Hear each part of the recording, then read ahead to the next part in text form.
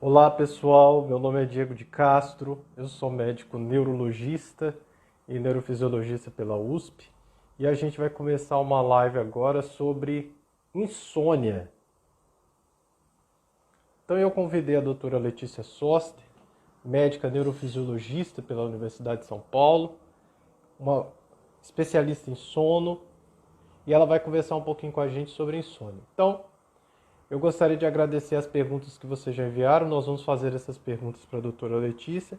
Ela vai explicar para a gente um pouco o que é insônia, explicar como é o sono normal, explicar as alterações nas doenças neurológicas relacionadas ao sono, na distonia, na miastenia. Ela acabou de entrar, vamos...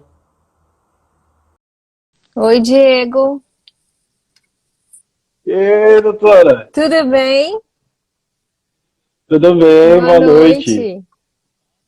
Ah, que alegria te Pois é, que receber. bom. Obrigada pelo convite. Obrigado, obrigado, obrigado. Obrigado de coração. Vou te apresentar de novo. Doutora Letícia Soster, neuropediatra pela Universidade de São Paulo, na USP. Lá ela se especializou em neurofisiologia, primeiro estudando bastante eletroencefalo, né, doutora É, Letícia? Mexendo com bastante epilepsia.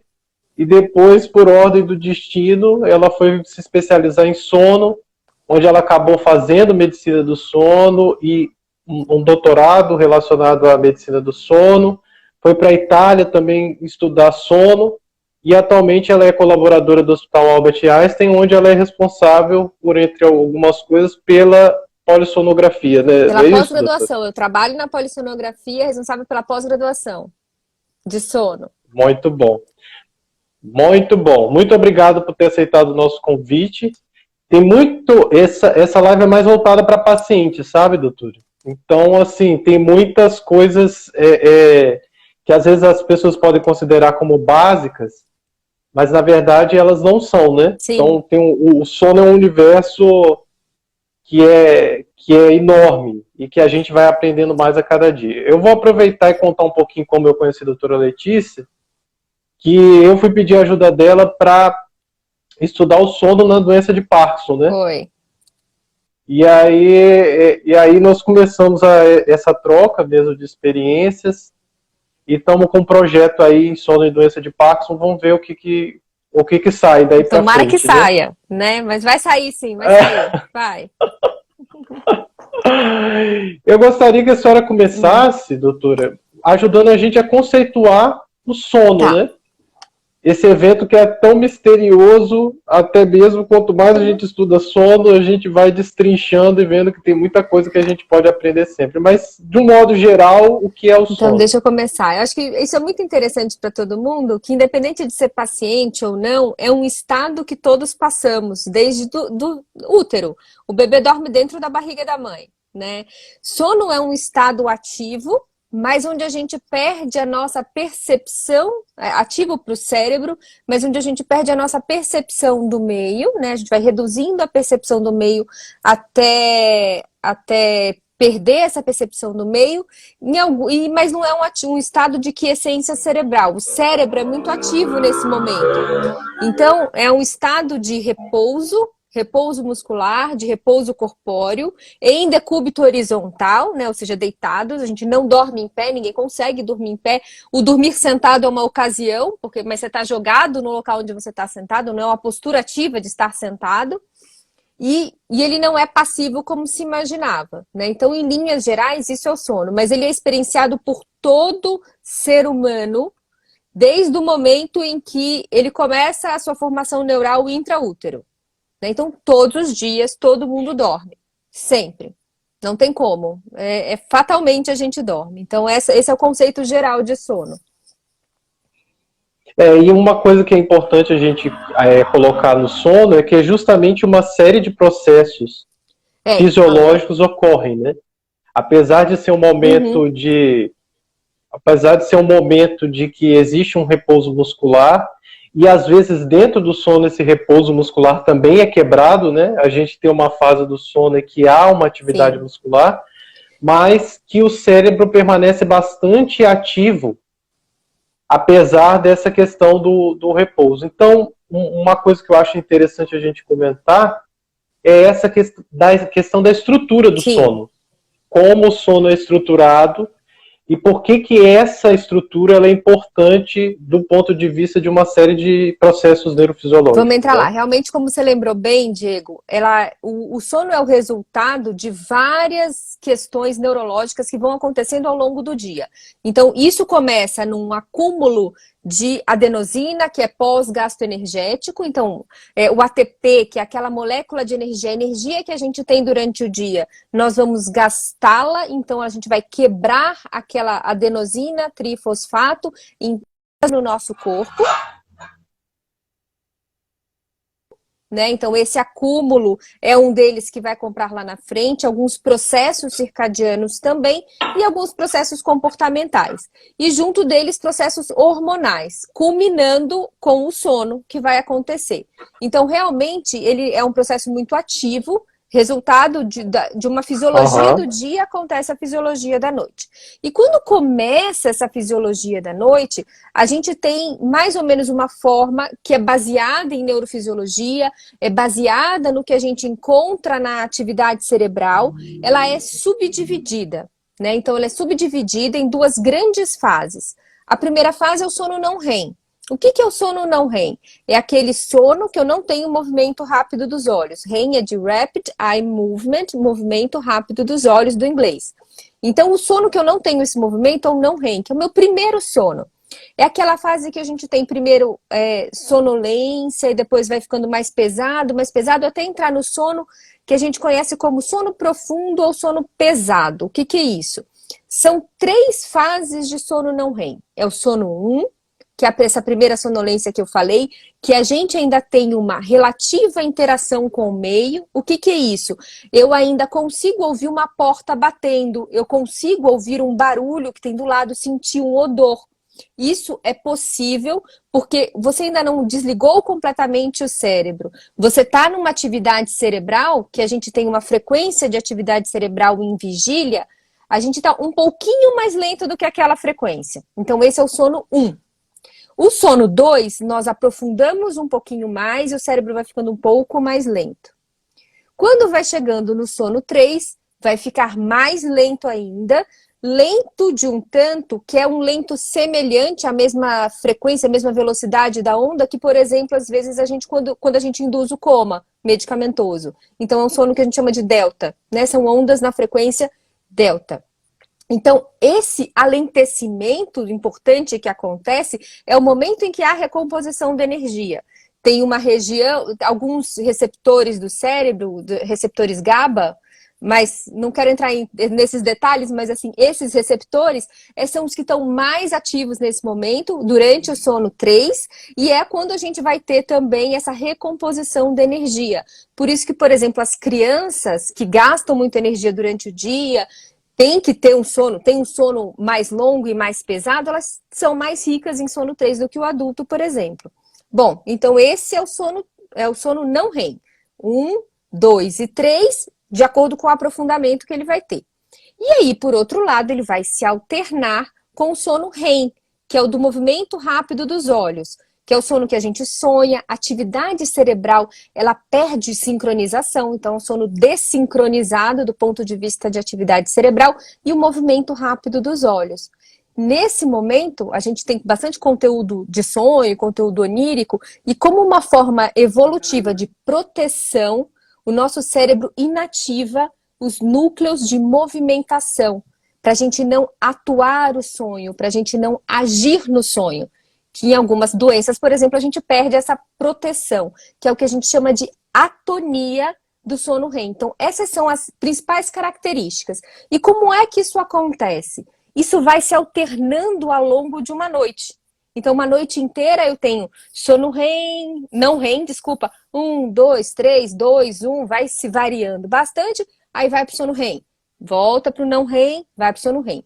Cada vez que entra num sono REM, a gente chama de um ciclo de sono.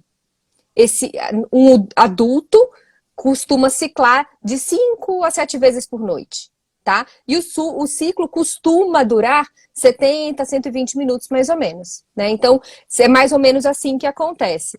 A gente é mais... Eu acho... Pode falar. Eu acho muito interessante essa questão da gente utilizar o sono como um evento neurofisiológico, que até mesmo para os leigos fica muito claro que existe uma atividade elétrica cerebral quando a gente está acordado, e que o sono ele se inicia com esse alentecimento, né? Com essas atividades das ondas cerebrais ficando lentas, entrando no estágio de sonolência, lentificando cada vez mais, e durante uma fase existe uma superficialização dessas ondas, que elas se tornam novamente rápidas, né? E aí a gente vai fazendo esse ciclo que vai literalmente oscilando. Sim. E dentro desse ciclo, vão acontecendo uma série de processos, sim, né? Quer dizer, uma musculatura se relaxa profundamente, num quadro que a gente chama de atonia, em outro a musculatura pode, às vezes, representar um momento dela se contrair um pouco, da gente apresentar alguma atividade, né? Às vezes a gente pode apresentar até um breve despertar, né, durante essa superficialização, e assim vai o ciclo do sono. E, em especial, o que a senhora chamou a atenção, é essa questão de sono REM e sono não REM. Que às vezes os pacientes veem, quando eles estão observando alguém, vê o olho mexendo, e eles têm uma ideia de que aquilo é um evento ou uma doença, ou enfim, alguma coisa do tipo, mas que isso de alguma maneira faz parte, né? Sim.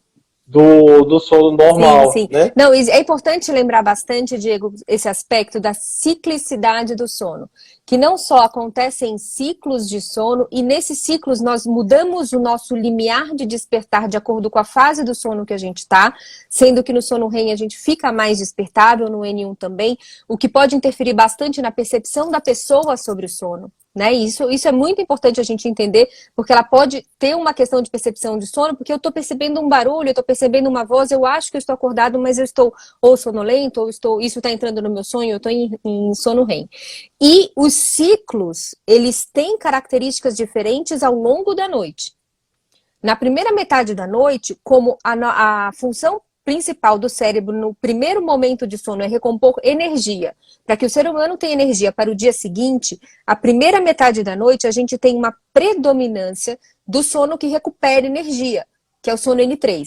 Então, na primeira metade da noite, nossos ciclos de sono vão ser sono mais pesado comportamentalmente, porque a pessoa tende a acordar menos, tem mais dificuldade de despertar. Enquanto na segunda metade da noite, o sono é mais despertável, porque essa energia, esse sono que aprofunda mais, ele já passou, essa energia já está relativamente recuperada, né? Então isso é importante entender também, que eles mudam a carinha deles em cada momento, ou seja, na primeira metade os ciclos são mais ricos em sono não REM do tipo 3, e na segunda metade do sono REM. Né? E isso faz diferença. E o que você falou dos olhos é super curioso em criança. Em bebê pequeno, o bebê quando nasce, 50% do sono dele é REM e 50% não REM. No adulto normal é de 20% a 25% a quantidade de REM. Só que aí os pais olham a criança fazendo aquelas contrações musculares no corpinho, faz aqueles, chamam twitches, é como mioclonias, né? Mioclonias não epiléticas, óbvio, né? Essas contraçõezinhas, e o movimento dos olhos intenso, os pais ficam às vezes desesperados, querem mexer, às vezes o olho tá entreaberto, exatamente, querem mexer e acordar e acabam com o ciclo da criança. É importante informar, porque às vezes as pessoas não sabem, né? Confundem. Sim. E uma outra coisa que acontece também, né, é em relação que esses ciclos do sono, eles também estão associados a uma série de parâmetros hormonais. Também. Quer dizer, o sono não é só esse evento neuronal puro, né? Não é só o cérebro descansando. Existe uma coordenação mesmo de uma série de processos fisiológicos que tornam o sono ainda mais sagrado. Sim, né? Com certeza. Que é essa questão da saúde como um todo, olhar o sono não só como um evento neurológico, mas um evento para a saúde. Comenta um pouquinho para a gente, doutora, essa questão hormonal relacionada ao sono, né? Que é um universo muito grande. Eu vou tentar falar em linhas mais gerais, não pegar um único hormônio, mas eu preciso sempre pegar um mediador desses hormônios. Um desses mediadores é a melatonina, né? Melatonina é um hormônio, né? Um hormônio que todos nós temos capacidade de produzir. E nós dependemos muito da integridade da via dela, né? Que começa no olho, né? Na captação da luz. Então ela vai descer, vai um pouquinho para trás, desce, sobe de novo, até chegar numa glândula chamada pineal. Quando chega lá, ela vai ser liberada ou não. E é essa captação luminosa que vai me fazer a sinalização, dizendo para o meu cérebro, é dia ou é noite. Né? Se eu estou de frente para a luz, eu estou dizendo para o cérebro que está de dia. Então o cérebro vai reagir como se estivesse. A melatonina é a nossa vedete, em termos de organismo, é a vedete da ciclicidade circadiana, que é o que cicla em 24 horas. O sono é um dos eventos que tem ciclicidade circadiana, né? Que ele gira, na verdade não é 24, é 24,3 horas cada um de nós, né? A gente tem um pouquinho mais de 24 horas, a ciclicidade. Então, essa ciclicidade circadiana, ela tem a melatonina como um dos marcadores, né? Que vai fazer, mas é claro que horário, temperatura, exposição à luz, tudo isso vai interferir também. Mas ela é um dos hormônios, ela é o primeiro. Só que a gente tem outros. O antagonista dela é o cortisol, que é aquele hormônio do estresse, por exemplo, que vai ser liberado de dia. Né? Então você vai acordar, você vai liberar o cortisol de dia. Durante a noite, a gente também tem a liberação de hormônios que controlam o açúcar no sangue, glicemia. Grelina, leptina, insulina, todos eles vão ter uma regulação noturna extremamente importante, tá? Peptídeo natriurético atrial, que vai ajudar também na regulação da pressão. Todos esses hormônios, eles têm relação circadiana também. Eles vão ser mais liberados num horário e menos no outro. Ou seja, GH, hormônio do crescimento também na criança. Ou seja, preservar o sono, preservar a saúde do sono é preservar também a saúde hormonal. Tem muita gente, por exemplo, que trabalha em turnos, que é trabalhador de turnos, e, por exemplo, começa a ter um desbalanço da tireoide. Ah, não tem uma tireoidite, não tem nada muito específico, mas a tireoide começa a capengar. Começa a dormir relativamente de forma, pelo menos, com uma sequência, sempre no mesmo horário, com rigor de horários, e começa a melhorar o perfil hormonal. Ou seja, vale a pena também dormir melhor para arrumar os hormônios, né? E até ajudar a não ficar com muita fome, com certeza. Né? Não ganhar muito peso, tudo isso.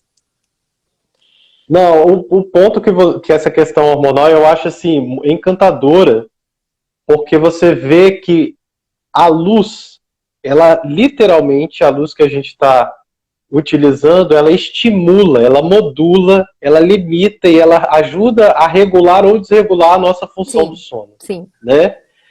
E ao mesmo tempo, o nosso estresse, às vezes, essa descarga adrenérgica que a gente tem de estresse, de ansiedade, de alguma maneira também atua modulando o nosso sistema hormonal e alterando o nosso ciclo, que é esse ciclo de noite e dia, e por conseguinte também o sono. Sim. Né? E aí a gente entra em dois pontos, quer dizer, luz de celular, de televisão, de iluminação de dentro de casa, que é uma coisa que a sociedade moderna praticamente obrigou a gente a fazer, e a outra coisa é o estresse, que associado à ação de cortisol. Então agora a gente tem os dois pontos, os dois pratos assim para estragar o nosso sono e causar uma dificuldade de dormir, entre as várias, uma delas a insônia. Então, assim, cerca de 10 a 30% da população adulta tem algum grau de distúrbio de sono, né? Principalmente os adultos da faixa etária produtiva. Sim. E aí a insônia, então, torna-se uma coisa muito prevalente, muito comum, né?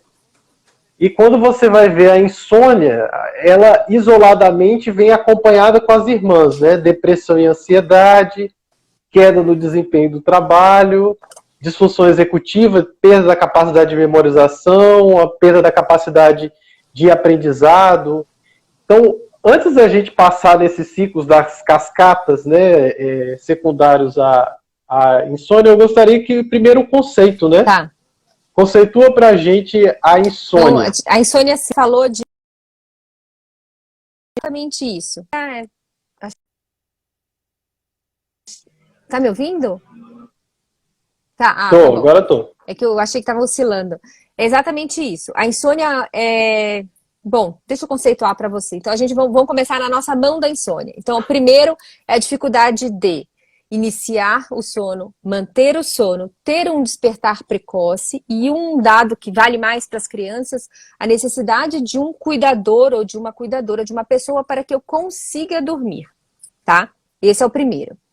O segundo é que eu tenha um sintoma clínico associado a isso. Alteração de humor, alteração da minha percepção, dificuldade ou demora em respostas motoras simples ou atividades motoras simples, né? Fadiga, irritabilidade, isso é o nosso segundo. O terceiro é que isso ocorra apesar de um ambiente adequado para dormir. Então, eu tenho um ambiente adequado para dormir e eu não consigo adormecer, né? E aí, o terceiro, que aconteça por pelo menos 3 vezes na semana, por pelo menos 3 meses do ano. Então, esse é o critério de insônia crônica. Existe a insônia de ajustamento, que é aquela de curto prazo, relacionada a um evento específico. Ah, se perdeu um ente querido, a situação da pandemia, alguma coisa está te preocupando muito. Então, essa é uma insônia aguda, ou também chamada de insônia de ajustamento. Então, você não está ajustado àquela nova situação que te aconteceu, e essa aí é uma insônia de ajustamento. Os métodos de tratamento são diferentes para a insônia aguda e para a insônia crônica, tá? Então, essa é... Eu só queria aproveitar e fazer uma pausa nisso aí que você falou, que você já trouxe várias coisas que o pessoal perguntou lá na enquete. A primeira foi assim, fico sem dormir uma vez por semana às vezes. Isso é insônia? Não, isso pode ser naquela noite, uma aguda e pronto. Acabou. Não é insônia crônica, não. O que se acompanha muito da insônia, Diego, é a preocupação com o seu sono no dia seguinte. É aquela pessoa que não dorme, não consegue dormir, mas fica com aquele pensamento, fica com aquilo rodando na cabeça. E assim, puxa, mas eu não dormi, então eu não vou conseguir render naquela reunião. Eu não vou fazer aquela atividade específica, porque eu não dormi bem, entendeu? E alguém tá falando que a gente ficou sem áudio. Você tá me ouvindo? Jura? Bom, eu tô te ouvindo. Eu tô te ouvindo bem. Então tá bom. Eu também. E o ponto que tem sempre é a questão da produtividade, né, doutor? Quer dizer, você tem que ficar sem dormir e isso realmente gerar um sintoma de queda de rendimento ou um sintoma de disfunção, porque tem indivíduos que realmente o padrão de sono dele é um padrão de dormir menos horas por dia, né? E isso não é considerado insônia. É verdade. Então, essa questão a gente tem que pontuar. Eu acho que né? assim, é uma coisa extremamente importante, porque assim, muitas vezes uma informação dada de uma forma muito rápida, ela pode ser interpretada de uma forma equivocada, né? Por exemplo, quando a gente fala a pessoa tem dificuldade, ela precisa dormir, a média das pessoas dorme 8 horas por noite. Isso não quer dizer que se você dorme menos do que 8 horas, você não está saudável. Seu sono não está saudável. E se você dorme mais de 8 horas, você está sendo preguiçoso, dormindo demais. Não é isso. Sempre que a gente fala desse número, esse número se baseia na média das pessoas. Isso não significa que aplica a você ou a qualquer outra pessoa. Então, antes de mais nada, é necessário entender como é o seu sono, qual é o seu perfil pessoal.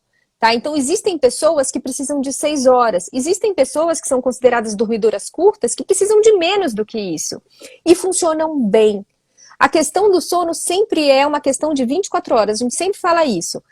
Se a sua noite boa de sono, ela vai dar um dia bom. Um dia bom cognitivo, um dia bom de produtividade, de criatividade, de você ter a vontade de fazer uma coisa diferente, de uma coisa nova, né? De você tomar iniciativas. Então, essas questões cognitivas mais complexas. Então, essas questões, elas são diretamente relacionadas ao sono. Diretamente relacionadas ao sono e à qualidade do sono, por assim dizer, né? A saúde do sono. Então, a gente não pode pegar um conceito e jogar assim, puxa vida, eu não durmo isso, eu tenho insônia. Até porque a insônia não é isso. Tá? Ela não é necessariamente tempo de sono, é o adormecer, é o processo do adormecer. A insônia está no processo do adormecer, ela não está no tempo de sono necessariamente. Sim, não, isso é muito importante. E entre a questão da insônia, existe muito assim, tem aqueles pacientes que sabem que eles estão dormindo por um período que não gera essa restauração, né? Eles se sentem muito fadigados no outro dia, indispostos, queda da energia, desatenção, enfim. E aí eles vão buscar ajuda, né? E quando eles vão buscar ajuda, a primeira coisa que eles chegam no consultório é: eu quero um remédio para dormir, não é isso? É. Então, agora eu acho que essa para quem gosta de sono, né, doutora Letícia? Essa é a hora que vem os desafios, porque a gente tem que mostrar para o paciente todas as coisas e variáveis que estão associadas ao ato de dormir. Sim. E muitas vezes é difícil para os pacientes terem a percepção de que o sono realmente é uma estrutura que precisa ser respeitada, né? E ele precisa ser respeitado desde o seu início até o seu fim. Então, comenta pra gente um pouco, assim, tratamento da insônia. Tá. Qual é o lugar do remédio? O lugar do remédio, ele não é a primeira linha. Quase nunca. Ele só... Pessoal, então presta bastante atenção. Todos os pacientes, essa live vai ficar bem. gravada. Ouçam bem. Eu acho que essa live, assim, de informação geral para pacientes, não tem live melhor. Assim. Que a insônia, apesar de acometer 10 a 30% dos adultos da faixa etária produtiva, e esses pacientes chegarem no consultório e querendo tomar um remédio, o remédio não é a primeira solução, porque o sono tem uma estrutura. E por ele ter uma estrutura, os medicamentos não conseguem induzir uma estrutura fisiológica. Não é isso? Então a gente tem várias questões nesse ponto, né? Então, para começar, a gente precisa realmente saber se aquela pessoa tem uma insônia, ou se ela tem uma privação crônica de sono e voluntária de sono, né? Privação de sono é até mais prevalente do que insônia. E tudo isso é resultado... Revolução industrial, produtividade, temos que ser produtivos, temos que ter cidades alertas 24 horas, a cidade que nunca dorme, é isso que tem que acontecer. Então, esse é um ponto. Então, isso habitua as pessoas a terem uma necessidade de se manter acordados, para se manter produtivos, né? E aí, essas pessoas passam, com o tempo, isso é evolutivo, né? Isso não é com um indivíduo, isso vai passando. A gente, inclusive, não ensina nossos filhos a dormir. Ensina a andar, eu sempre falo isso. Ensina a andar, ensina a falar, ensina a comer, mas não ensina a dormir. A gente não ensina, a gente dorme por ele, a gente deita junto ou nina ele para dormir, né? Criança grande. Ó, minha filha tem 5 meses, eu tô aprendendo isso agora, tá? Qualquer coisa me fala, Diego. Eu sei que não é fácil, é difícil, porque a gente não aprendeu. Então foi passado com o tempo que a gente não precisa aprender a dormir, que a gente vai ser derrubado pelo cansaço. E aí, o que acontece? Nós temos, principalmente, eu sempre falo de um tripé para a gente dormir. O tripé passa pelo circadiano, liberação de melatonina, horário de refeição, luminosidade, temperatura. O cansaço do dia, que é o processo que a gente chama de homeostático. Então, o que eu canso durante o dia e como eu vou estar cansado na hora de dormir, né? Que horas eu durmo ou não. E o terceiro é o comportamental. O comportamental, nós somos habituados a não relaxar e acalmar a nossa mente antes de dormir. E aí é que começa o ponto da insônia, nesse processo comportamental. Muitas vezes a gente tem questão circadiana, muitas vezes a gente tem questão homeostática, né, do cansaço, mas o comportamental é o mais importante. Inclusive a base do tratamento das insônias. Por quê? Os remédios para insônia, o que eles vão fazer? Eles vão fazer você relaxar induzindo o sono. O que é induzir o sono se não sedar? É uma sedação. Nós estamos sedando o paciente, a pessoa está sendo sedada. Então ela não está passando por aquele processo de uma forma natural e saudável. Né? Então, só que isso passa por percepção do meio, percepção do seu próprio sono, você perceber se você tem sono ou não tem sono. E essa preocupação que se atrela ao sono, que está dentro ainda do critério diagnóstico, lembra que eu falei dos critérios durante o dia, de você ter preocupações com relação ao sono? Então, essa preocupação vem de noite. Né? Tem até umas tirinhas engraçadas que é de programa de comédia, que é a pessoa deitada na cama olhando pra cima com o olhão aberto. Ai meu Deus, 2 horas, eu tenho aquela reunião, não vou conseguir render, não sei o que, tarará. 3 horas, meu Deus, eu não dormi nada, eu preciso dormir, eu tenho que dar um jeito de dormir, eu tenho que levar meus filhos na escola às 7 horas da manhã, e assim vai. Quando dá 5 horas, o cansaço, ou seja, a adenosina, o acúmulo de adenosina vence aquela pessoa, ou seja, do nosso tripé, um deles não tem mais como aguentar, derruba a pessoa, e ela dorme pesado na hora que ela tem que acordar, ela tá cansada pra caramba com muito sono. Porque o processo de relaxar a mente, o processo de acalmar, a percepção do mundo dela, toda a percepção dela não tá permitindo que ela relaxe. Então, aí é que tá a base do nosso tratamento. E essa questão, de novo, do comportamental, né, doutora Letícia? Que muitos anos as pessoas foram desenvolvendo maus hábitos em relação ao sono, e eu acho que agora, com a chegada do celular e de WhatsApp, as mensagens assim que não param, e as pessoas levam isso para a cama, e tem trabalhos que mostram que até a própria iluminação do celular, essa iluminação mais clara, ela inibe a liberação de melatonina, né? Tem pesquisas mostrando que isso literalmente atrapalha o sono. A tendência é que a gente veja ainda mais essa questão da insônia mais gritando mesmo nos nossos consultórios. E eu acho que aqui eu gostaria de pontuar mais uma vez, pessoal, que a questão comportamental é muito importante e é algo que os pacientes às vezes ignoram muito. Existe uma tendência, é uma tendência natural da sociedade medicalizar a vida nesse momento, né? Como se tudo a gente precisasse ter uma fórmula mágica, um remédio que a gente fosse capaz de utilizar e solucionar um problema.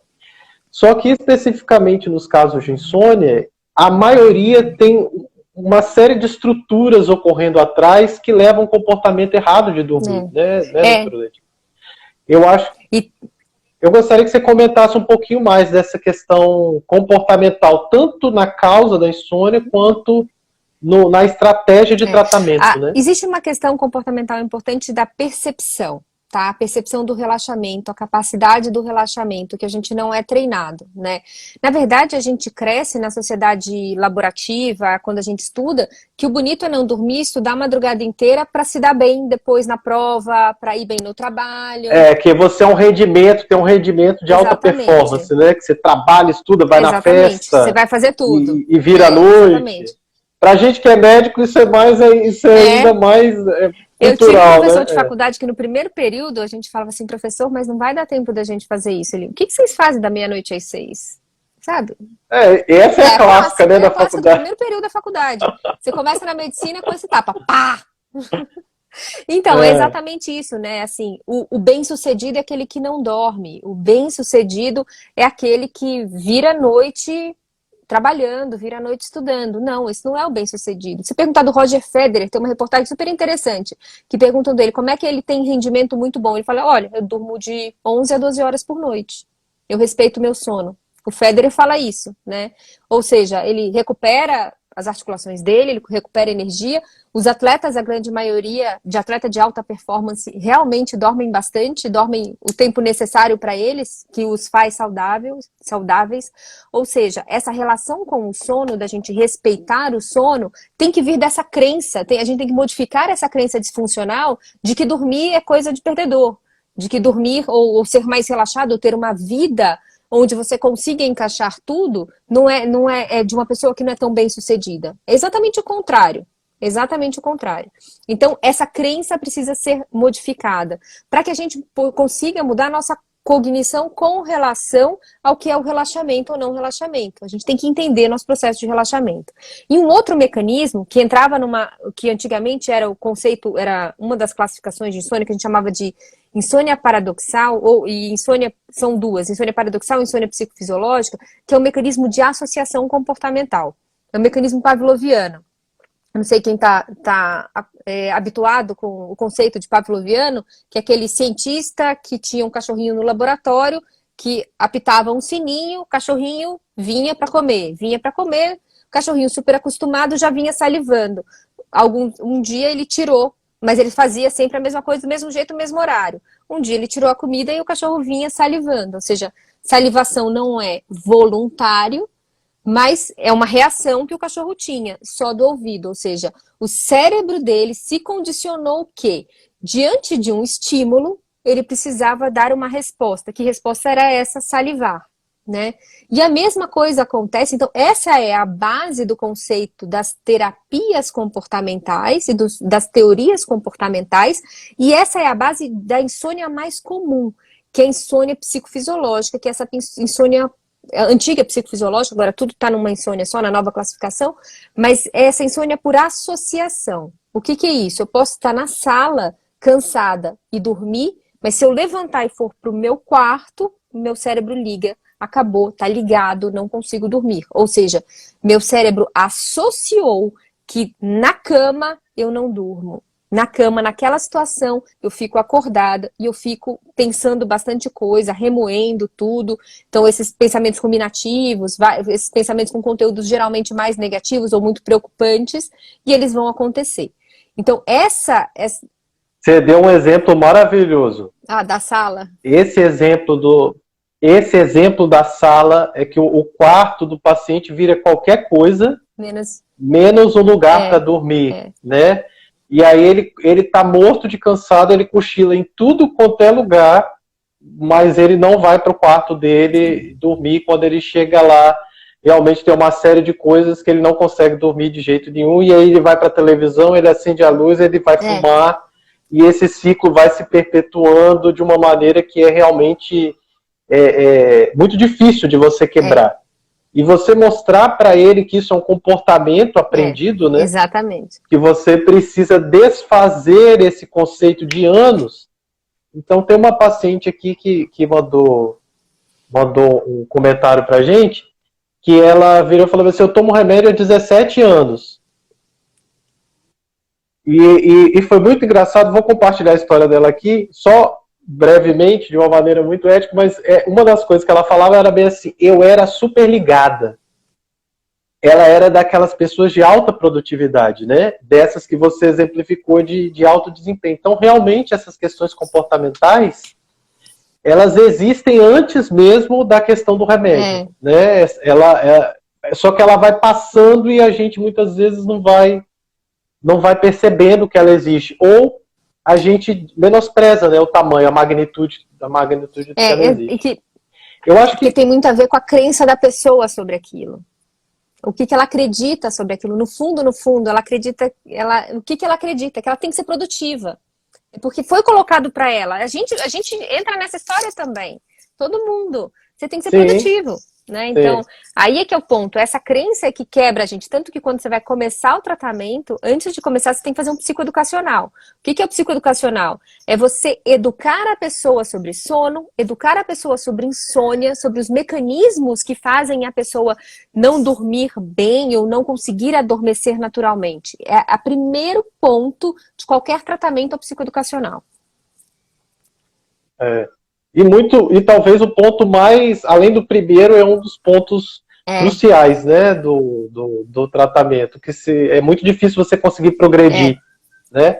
E ainda existe a questão, que eu acho muito importante a gente colocar, que é a popularização de uma classe de remédios, que é o benzodiazepínico. Esses remédios têm um problema muito sério, porque sempre tem alguma tia que tem esse raio desse remédio. Tem uma caixinha na cabeceira para me emprestar. Não, eu vou te dar um remedinho aqui que você vai dormir na hora. E aí, pessoal, realmente esses remédios da classe que a gente chama de benzodiazepínicos, eles têm uma atividade sobre um receptor no nosso cérebro chamado receptor GABA. E esse receptor tem uma atividade de deprimir o nosso sistema nervoso, né? E ele funciona como uma medicação que a gente chama hipnótica. E é uma classe de remédios utilizada em medicina, inclusive para sedação mesmo. E um grande problema disso é que esse medicamento, ele causa, esse estímulo sobre esse receptor, ele causa tolerância e dependência, né? Comenta um pouquinho pra gente sobre essa questão do uso desses benzodiazepínicos aí na nossa vida moderna aí. O benzo, não só o benzo, né? As drogas Z também. As drogas Z são super na moda, né? Então, assim, qual é o ponto? Não é dizer que as insônias não precisem de medicamento. Algumas vezes a gente não consegue tratar e a gente não pode deixar o paciente naquele sofrimento tanto tempo, né? Afinal, ele tem uma queixa objetiva. Além disso, existe um fenótipo de insônia, que é a insônia com tempo total de sono muito curto, né? De 6 horas, que a gente tem um aumento de risco de desfechos cardiovasculares. Então, a gente também tem que ter cuidado nessas duas situações. Embora a grande maioria das insônias seja exatamente aquilo que eu te falei. Arriscando, não existe esse dado, mas arriscando, cerca de 90% do que a gente vê no consultório é insônia psicofisiológica. Então, essa insônia de associação, né?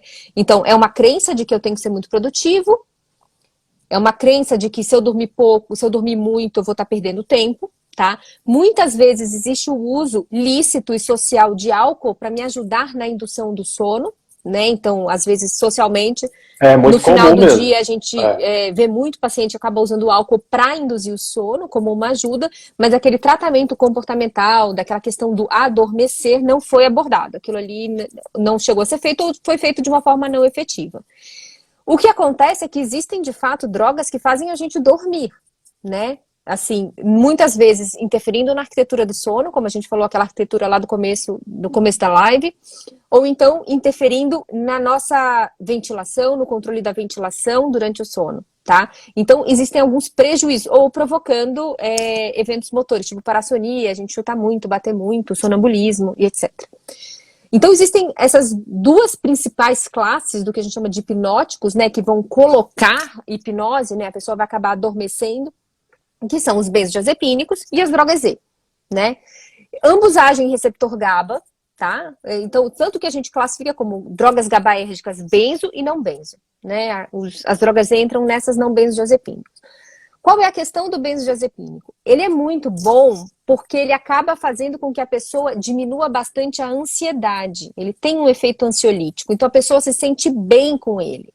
Mas ele é ruim e pra gente ele não é tratamento para insônia, ele não é linha de tratamento para insônia, a gente não usa ele isso para ficar insônia, bem colocado. não é tratamento para insônia. Por que eu falei do bom? Acho até que tá mal colocado esse bom. Deixa eu rever esse bom. Eu também vamos consertar esse bom. Isso aí. Ele tem um efeito, esse efeito ansiolítico dele, o paciente gosta muito.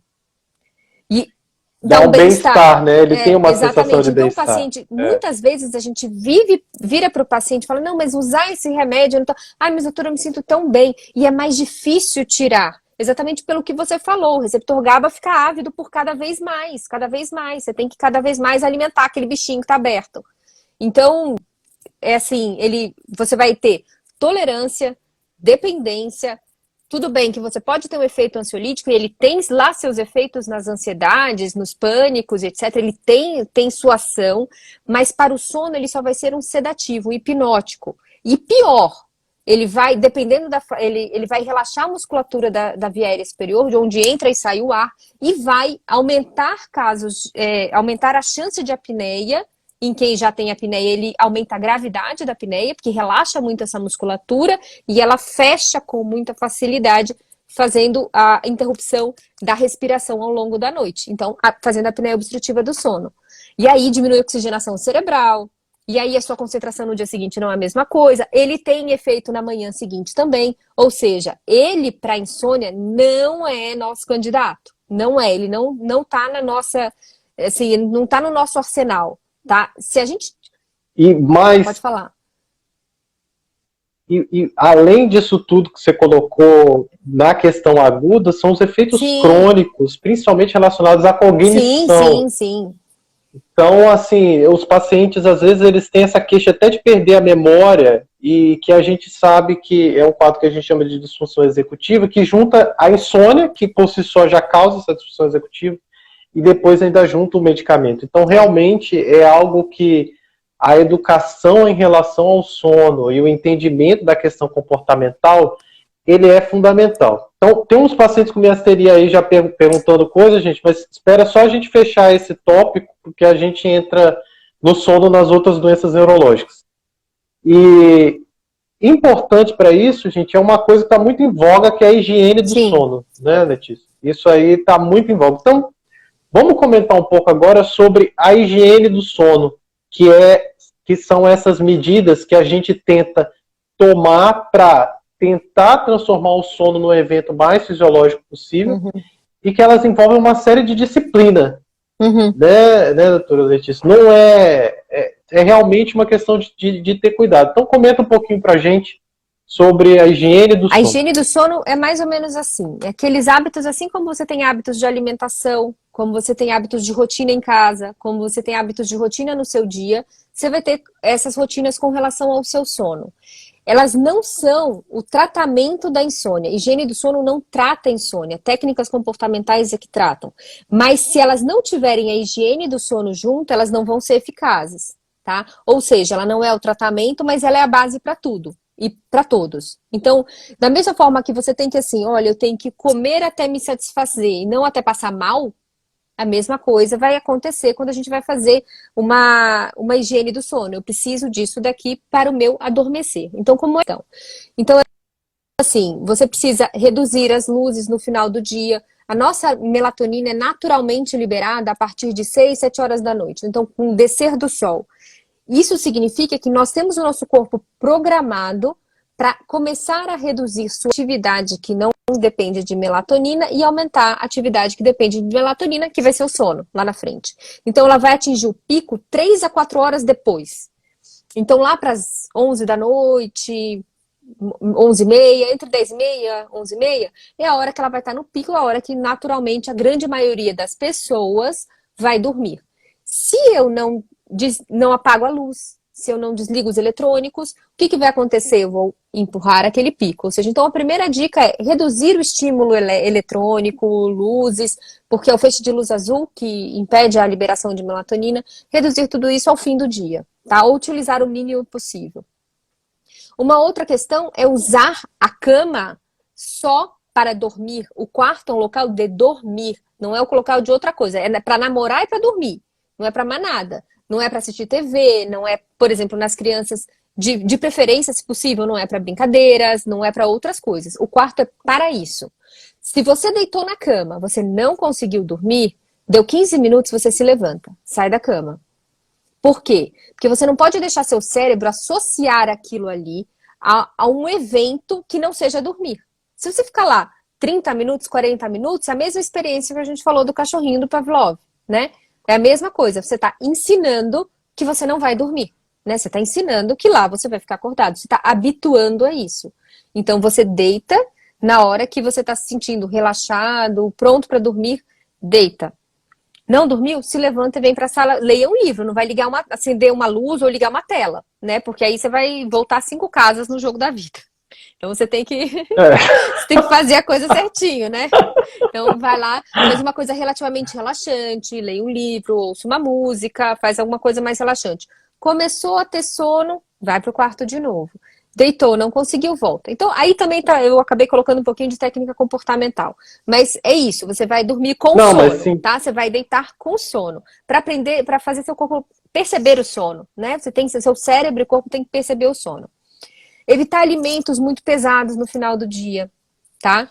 Para quem é muito sensível à luz, já falamos em evitar, mas sensível à cafeína ou a estimulantes, evitar alimentos ou bebidas cafeinadas, isso pode ser refrigerantes, chás cafeinados, pode ser café, tá? Então, tudo que possa ser muito estimulante em quem é sensível, porque aí depende do perfil circadiano da pessoa, né, do cronotipo, em quem é sensível também tem que ser evitado no final do dia, e o ambiente de dormir tem que ser relaxante.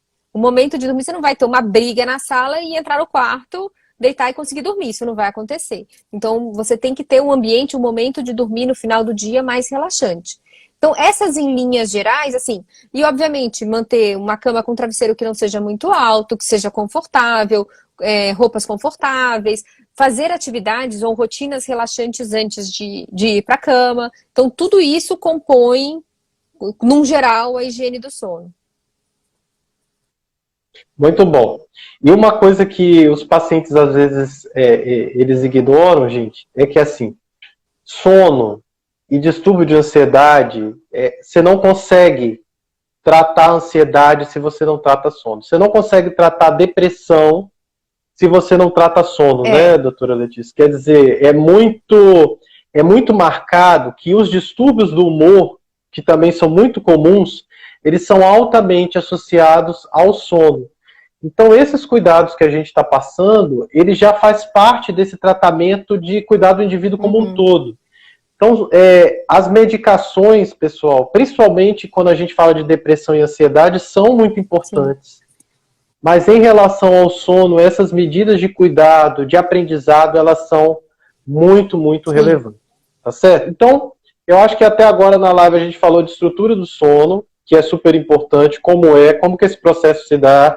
Falamos da questão hormonal do sono, o sono como um maestro relacionado a hormônios. Comentamos sobre a insônia e o seu tratamento, a associação da insônia com outros distúrbios, e agora, dessa partezinha final da live, a gente vai falar sobre o sono, porque é tanta coisa que não dá tempo. Você acha que tem 5 minutos.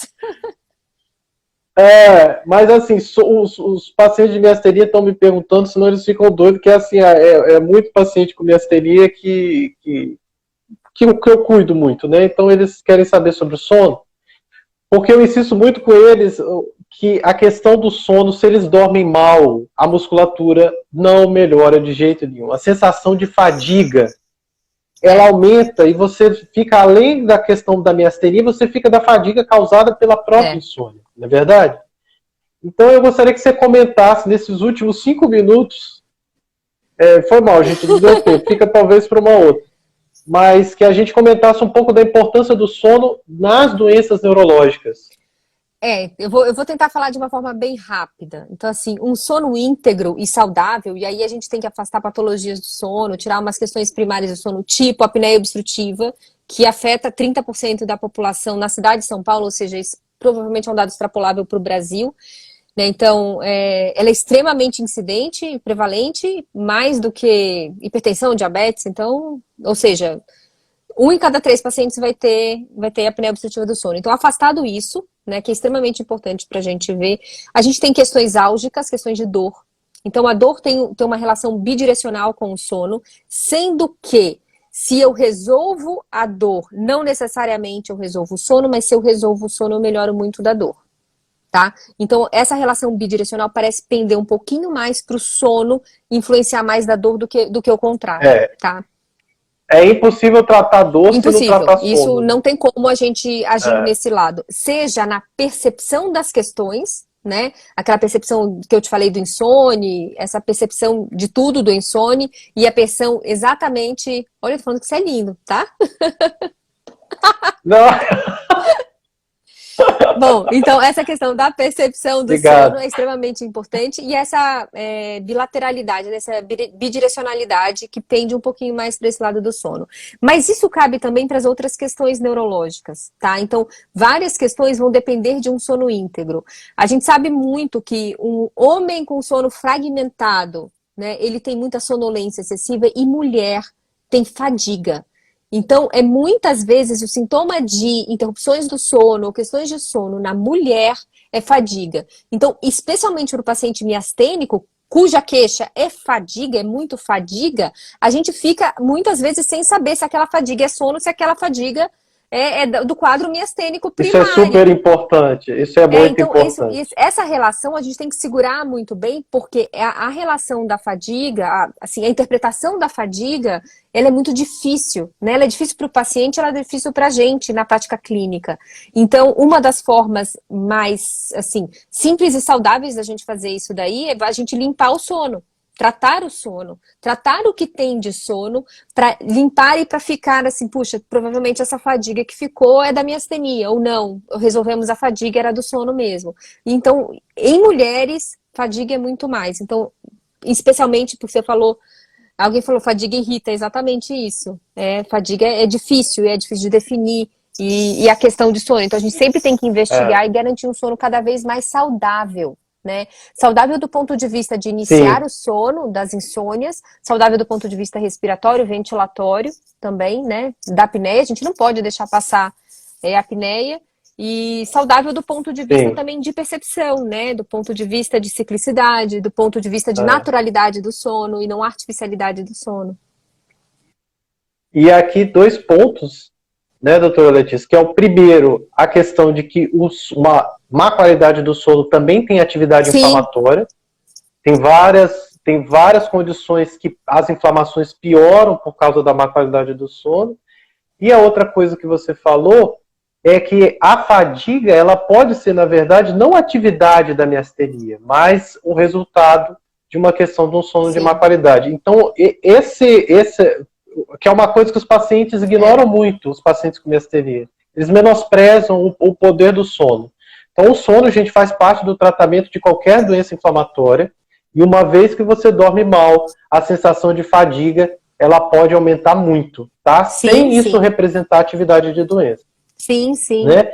E a outra coisa que eu gostaria que você comentasse dentro desse universo é falar só um pouquinho sobre o que é a apneia obstrutiva, porque a gente focou muito em insônia, né? Mas pelo menos o conceito assim de apneia obstrutiva Tá, quantos minutos eu tenho? 3. 3. Correndo. 1, 2, 3, valendo.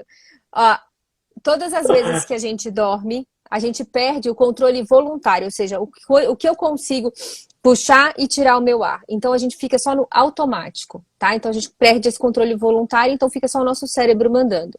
Isso significa dizer que eu não consigo fazer respirações fortes ou mais fracas. E com o passar do tempo, essa musculatura daqui, assim como o nosso colágeno vai caindo a pele, né? A gente vai envelhecendo, essa musculatura da via aérea superior vai ficando mais fraca.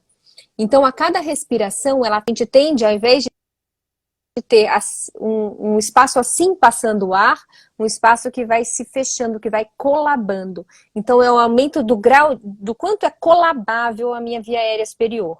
Isso, por que não acontece durante o dia, se o meu colágeno tá envelhecendo de dia e de noite? Porque de dia eu tenho um controle sobre isso. Eu consigo, como eu falei, puxar um ar. De noite, não. Então, de noite eu perco esse controle voluntário. E o que acontece? Cada parada dessa, ou cada fechamento desse, faz com que o meu cérebro agite sua atividade cerebral, ou seja, ela fica mais rápida, ou então meu coração acelera bastante, sempre vai acelerar, atividade mais rápida, ou então cai a saturação e vai diminuindo a oxigenação do cérebro. Isso acontecendo de forma intermitente, ou seja, várias vezes ao longo da noite, aumenta o que a gente chama de estresse oxidativo, as atividades inflamatórias, como você falou. Então, a gente fica quase que num estado pró-inflamatório, com o cérebro sendo poupado de oxigenação. Então, a gente dorme e reduz a nossa oxigenação cerebral. Isso tem várias consequências cardiovasculares, maior risco de infarto, maior risco de AVC, e daí vai, mas tem consequências cognitivas também. Então, tem consequências no nível atencional, tem consequências no humor, tem consequências na memória, e daí abre o leque. Em linhas gerais, é isso. Não, essa questão da atenção... geralmente é uma queixa, a primeira queixa, quando você olha a longo prazo, quando você olha a longo prazo, os pacientes estão reclamando de como se fosse de déficit de memória, né? Que a gente sabe que a gente chama de disfunção executiva. Já que sobrou um tempinho que enquanto o Instagram não cai, tá, gente? Mas deve cair aí nos próximos 2 minutos. Uma outra doença que dá muito distúrbio do sono é a doença de Parkinson, né? Então, na doença de Parkinson, os distúrbios do sono podem estar presentes de 50% a 80% dos pacientes, é muito comum. E, especificamente, esses pacientes podem ter uma alteração do sono, que é, quando a doutora Letícia falou, naquela fase do movimento rápido dos olhos, né? Que é aquela fase do distúrbio do sono REM. Então, comenta um pouquinho, doutora Letícia, só assim, en passant, essa questão dos distúrbios do sono, distúrbios comportamental do sono REM, né? O que é? O transtorno comportamental do sono REM é uma movimentação que acontece durante a noite. Por que acontece?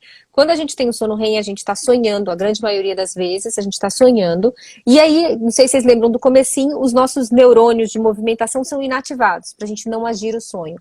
Só que essa região do cérebro, onde tem essa inativação do neurônio, ela está comprometida, ela é um dos passos da evolução da doença de Parkinson, né? Não só da doença de Parkinson, mas de outras, mas Parkinson é mais comum. Então, da evolução da doença de Parkinson. E o que acontece? A gente perde essa inibição, ou seja, a gente passa a poder nos movimentar. Então, podendo nos movimentar, o sonho que está acontecendo, eu começo a agir. Então eu posso, por exemplo, se eu estou sonhando com uma coisa muito negativa, geralmente o sonho deles tem conteúdo negativo, ele vai agir aquele sonho, né? Então o que acontece muitas vezes, eu já vi uma paciente uma vez que o marido chegou no consultório todo roxo, porque ela durante a noite... Falamos demais, Não, é Diego. muito rápido! Falamos demais. A gente acha que Poxa, é muito rápido! Não, enquanto o pessoal vai entrando, eu vou aproveitar para falar que, assim, que sono é uma das coisas que a gente aprende, assim, todo dia, né? É verdade. Você vai lendo, você estuda e sai uma coisa nova, efeito do sono sobre cognição, sobre o humor, sobre doença neuromuscular, sobre distonia, sobre... Então, assim, é um universo que é muito apaixonante, né? E a gente vai aprendendo, cada vez mais vai aprendendo. Verdade. Então, eu primeiro gostaria de agradecer, doutora Letícia, porque, assim, como é um espaço muito de pacientes, esse espaço que a gente está construindo, é muito legal que eles percebam que às vezes não é só coisa que a gente fala, porque a maioria dos colegas, às vezes, que estão tratando por aí, tem muito essa questão do benzodiazepínico ainda. São práticas que às vezes é difícil de você conseguir vencer, né? Então eu acho que a gente trazendo essas informações tão honestas, elas ajudam a gente a colocar de uma maneira muito clara para os pacientes, né? E aí todo mundo fala uma linguagem universal. Sim, sim. Então, só para finalizar, gente, a gente só entrou para dar tchau mesmo. Mas, doutora Letícia, tá dando oi, não, agora é tchau. Mas só vamos concluir a questão do distúrbio comportamental do sono REM. E eu acho que é importante, principalmente, que pode anteceder, inclusive em 15 anos, né, o sintoma motor da doença de Parkinson. Pode sim. Então, às vezes a gente identificar esse tipo de distúrbio do sono é uma coisa bem interessante para a gente fazer um segmento mesmo bem de perto, né? Então, agora, conceito de distúrbio comportamental do sono REM, gente. O distúrbio comportamental do sono REM, então, Diego, é uma parassonia. Agora com calma. Ele é uma parassonia. O que é uma parassonia? É toda movimentação que acontece durante a noite. Neste caso, vai acontecer durante o sono REM. Então, o sono REM, como vocês viram lá no comecinho da live, ele predomina na segunda metade da noite, então ele vai acontecer principalmente na segunda metade da noite, mais ou menos no período da manhã. E é uma movimentação anormal. Como aquilo que a gente já falou, que é aquela proteção que o cérebro nos dá de inativar o núcleo de movimentação, ou seja, a gente fica imóvel, inativo, nossos músculos ficam atônicos, sem tônus, sem capacidade de movimentação, a gente sonha e ok, não se mexe. Mas quando tem um distúrbio comportamental do sono REM, a gente perde essa capacidade de ficar atônicos, então é a perda da atonia durante o sono REM, e a gente passa a agir o nosso sonho, a mimetizar o que está acontecendo. Então, como eu estava usando aquele exemplo do paciente, do esposo da paciente que chegou todo roxo, porque ela bateu a noite inteira nele, ela estava sonhando que estava fugindo de um ladrão e que ela estava batendo com uma bolsa no ladrão, mas na verdade era quem estava do lado. Ou seja, a pessoa não tem nem interação com o meio, ela não sabe o que está acontecendo, ela não tem a mínima ideia. Então, a maioria do conteúdo onírico, do conteúdo dos sonhos é negativa, então é um conteúdo muito negativo. Isso, de fato, antecede de 15 até 20 anos o início do sintoma motor do Parkinson ou de outras taupatias, né? Isso é muito importante a gente ver, porque isso pode ser um screening. Infelizmente, isso não quer dizer que se eu descobrir lá atrás, eu vou ter uma medicação que vai evitar de eu ter Parkinson. Ainda. Vamos ser otimistas. Vamos. Mas isso é um importante marcador, né? É super importante, porque a gente sabendo antes, a gente tem muito o que tentar fazer, né? A gente tem muito o que olhar com cuidado, a gente refina o nosso olhar, a gente refina para os sintomas mais precoces, né? Existem alguns tratamentos se mostrando relativamente promissores, né? Então, acho que a gente mais lá para frente vai conseguir achar alguma coisa, mas em linhas gerais, esse é o transtorno comportamental do sono REM. Né? E um detalhe, né, Letícia, como você falou, que o distúrbio comportamental do sono REM é marcado por um sonho muito vívido. Sim. O paciente tem esse sonho muito vívido e geralmente ele grita, chuta ou soca, né? Isso. E um marcador que a gente utiliza no consultório é que quem dorme do lado nunca aguenta. É. Então esses indivíduos dormem em camas separadas, geralmente, né? É. Porque a companheira ou o companheiro, ele não dá conta, porque ele é chutado durante a noite toda. E quando esse indivíduo vai acordar, geralmente, o dia dele também ele tem muito cansaço, né? Ele é um indivíduo que tem uma fadiga, o sono é um sono não restaurador. E é, então, uma coisa que afeta o indivíduo à noite e depois impacta a qualidade de vida do indivíduo durante o dia. E tratar esse distúrbio comportamental do sono REM no Parkinson, pessoal, ajuda muito a melhorar a qualidade de vida do paciente. Você sabe, né? Isso aí é a diferença que faz a vida de um paciente com Parkinson. Tratar o sono é uma variável independente, que quando ele melhora o sono, assim como todo mundo que a gente falou aqui, ele vai melhorar o humor, ele vai ficar menos deprimido, menos ansioso, mais disposto, e ele vai ficar com uma qualidade de vida muito melhor. Então, o objetivo, né, da gente comentar com vocês essa live foi a gente trazer primeiro a importância do sono, que é o que está super em voga em doenças neurológicas. Não dá para você tratar nenhuma doença neurológica, isso é minha opinião agora, tá? Desde Alzheimer até dor de cabeça. Quer dizer, quem tem enxaqueca, a gente nem mencionou enxaqueca, que também é outra. Uma outra entidade que, se a pessoa tem dor de cabeça, pessoal, se ela não dorme, você pode ter certeza que triplica. Sim. Os quadros álgicos, né, os quadros de dor que a gente tem, eles precisam do sono para ser restaurados. Né? A gente precisa do sono para ter liberação das nossas substâncias analgésicas endógenas, né, dos nossos opioides endógenos. Então, o sono é um capítulo de tratamento que passa por todas as doenças neurológicas. Sim. Eu gostaria de agradecer mais uma vez a doutora Letícia Soster, uma autoridade. Amanhã ela vai estar dando uma aula na Associação Paulista de Medicina e ainda assim ela aceitou fazer parte dessa live. Eu agradeço com o maior carinho. Imagina, obrigada pelo convite. Eu espero que a gente possa fazer outra, se você puder, lá na frente, porque assim, com certeza muitos pontos ainda a gente não pôde abordar, mas só a aula que você deu pra gente de insônia e de cuidados com o sono foi maravilhosa. Obrigado de todo o coração, doutora. Obrigada, Diego. Obrigada pelo convite. Adorei. Parabéns pelo canal. Acho que é super legal você falar isso com pacientes. Eu acho que informação científica de qualidade e acessível, para que eles entendam o que são as questões, para que eles tenham a compreensão não só do que tem, mas da dificuldade que se tem no diagnóstico, no manejo, no tratamento. Tudo isso faz parte de protagonizar o paciente também dentro do tratamento. Empoderar o paciente. Né? Exatamente. Ele tem que ter o poder de decisão junto com a gente, dentro da ciência, dentro do que se sabe ser científico. Eu acho que isso é muito importante, acho que é muito bom fazer essa comunicação científica de qualidade, né? Então... Não, muito obrigado. E aqui a gente está para contar com apoio. Então, trocar experiências é sempre bom, você vai ser sempre bem-vindo aqui. Pode ter certeza que eu vou te chamar em breve. Só vou deixar você descansar um pouco. Tá bom, Diego. Boa noite, gente. Obrigado. Boa noite, pessoal. Obrigado, tchau. doutora Letícia. Tchau.